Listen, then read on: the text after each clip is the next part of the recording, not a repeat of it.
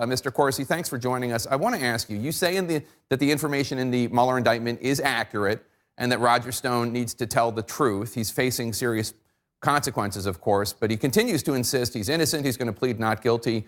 What do you think his motivation is for not telling the truth? Well, I'm not very good at telling someone else's motivation, so I can't really answer what Roger's motivation is. I know my motivation is to tell the truth, and I will affirm that what is in the indictment about me is accurate, and I will affirm that if asked to in court. So that means that you're willing to testify against Roger Stone. Theoretically, if need be, you will affirm that what's in the indictment is correct.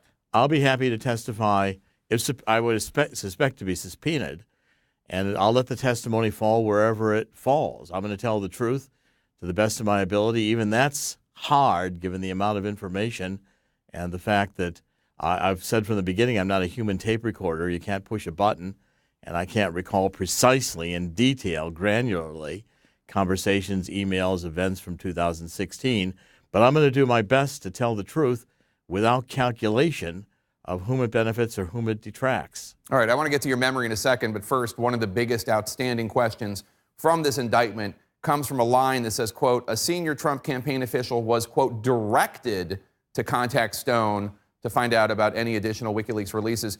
Do you know who directed that senior campaign official to talk with Roger Stone? Do you know who either of these individuals are? I really don't. I mean, I know what Roger told me, but I don't recall that Roger ever said that he was under instructions from anyone in the campaign to find out about what WikiLeaks had after July 22nd, 2016. I do agree that Roger wanted me to find out from WikiLeaks. I never had any contact with Julian Assange, directly or indirectly, so my communications with Roger in July and August 2016 about what I thought Assange had were really speculation on my part, connecting the dots. All right, let's dive into that. According to the indictment, Stone emailed you asking you to, quote, get the pending WikiLeaks emails that could have damaging information about Hillary Clinton. You replied to Roger Stone a week later saying, quote, word is friend in embassy, that's Assange, plans 2 more dumps, impact plan to be very damaging, would not hurt to start suggesting Hillary Clinton old, memory bad, has stroke, neither he nor she well, referring to Bill and Hillary Clinton. I expect that much of next dump focus, setting stage for foundation debacle, unquote. Now, sure enough, WikiLeaks later released emails about Hillary Clinton's health and the Clinton Foundation. Now, I don't need to tell you, prosecutors do not believe that you conjured this information. Why don't you be honest with the American people right now about where it came from? This was really the subject of the last 20 hours of my 40-hour voluntary interviews with the special counselor. And we went through, I made an honest effort to go through everybody I was in communication with in 2016 to see if there was anybody directly or indirectly that was providing me information from WikiLeaks.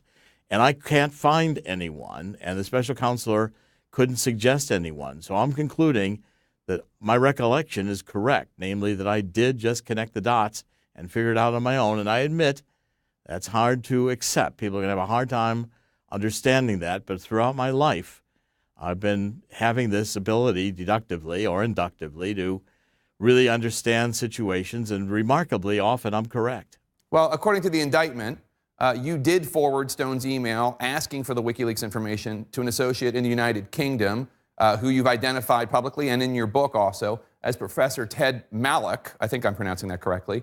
Could Malloch have been your source for the information on WikiLeaks? Well, we examined that very carefully, and as I point out again in Silent No More in the book, I don't believe that Malloch ever contacted Julian Assange, and I certainly don't recall any conversations from Malloch in which he told me about Assange. So while I did forward emails to Malloch from Roger Stone saying, go see Assange, essentially, I never really expected that Malloch would do it, and I have no reason to believe that he did do it. So that did not influence my conclusions in July and August that essentially Assange had Podesta's emails. So you write in your book that the Mueller team was very frustrated with you in your interviews. And reading your book, I can understand why, and talking to you right now, because you leave wiggle room here that maybe you were talking to somebody, you just don't remember it. You write in the book, quote, although I may have had a source to Assange, I could not remember a source, unquote. That's very frustrating because I think most people would remember if they had a source to Assange. Well, that's what's been frustrating for me, too. And that's why I made such a incredible effort to look through every one who showed up in my 2016 emails or the phone conversations I had. Verizon would not give me all my phone records, although I assigned them over to the special counselor. They would have them. In fact, the FBI went and interviewed, I found out later, almost everyone who showed up in my 2016 conversations, emails, phone calls, etc. And I can't find anyone who provided me direct or indirect information from Assange. And Assange himself has affirmed recently that, by name, Jerome Corsi had no contact with him or with WikiLeaks about the 2016 election or the Podesta emails. So there's just one other thing. In your book, you say Roger Stone contacted you before the release of that Access Hollywood tape, the one with Billy Bush, and asked you to try to get word to Assange, release John Podesta's email to change the news cycle. Now, you write in your book, I believe I told the Daily WorldNet Daily News Team conference call that the Billy Bush tape was coming. I'm sure I asked that if anybody had a way to reach Assange, we should pass the alert to Assange so he could begin dropping the Podesta file right away. As we know, on October 7th, WikiLeaks did release those emails just half an hour after the Washington Post published the Access Hollywood story. Do you take credit for that? Do you think what you said on that conference call got word to Assange? I doubt it very seriously. I mean, my recollection, and the records show I had 3 conversations with Roger Stone that day. I believe it was October, 7th or 8th. At any rate, the day WikiLeaks released the first of the Podesta emails. And it's my recollection that Roger mentioned that this Billy Bush was coming and he wanted to know if Assange could begin dropping emails. Now, Roger may have a different recollection of that. I'm not disputing what Roger's recollection is. I can only tell you what my recollection is. And I doubt that anything was able to be communicated by the WorldNet Daily staff. In fact, as we looked through that day, it was a very, very busy day for me in New York City. I was working with a lot of conference calls and a lot of different meetings. But I can't find anyone that I was communicating with who had any direct contact with Assange. But as you know, I didn't have Jerome, direct contact. Let me just ask you, because we're running out of time. Last question. You emailed Roger Stone to say you, quote, should be given credit, according to an email that the prosecutors have.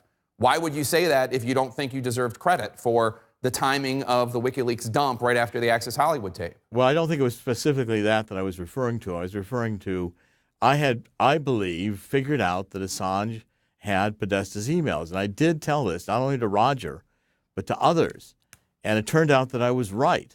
Now, that was deduction on my part as best I can remember. I was putting together the dots.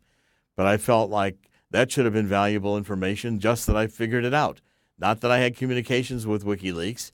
And I believe Roger worked with Roger Credico, or with Randy Credico, rather, because Roger, I don't think, ever really believed. I certainly don't recall Roger thinking, if I had a contact with WikiLeaks, I think Roger would have leapfrogged me immediately and gone taking the contact himself.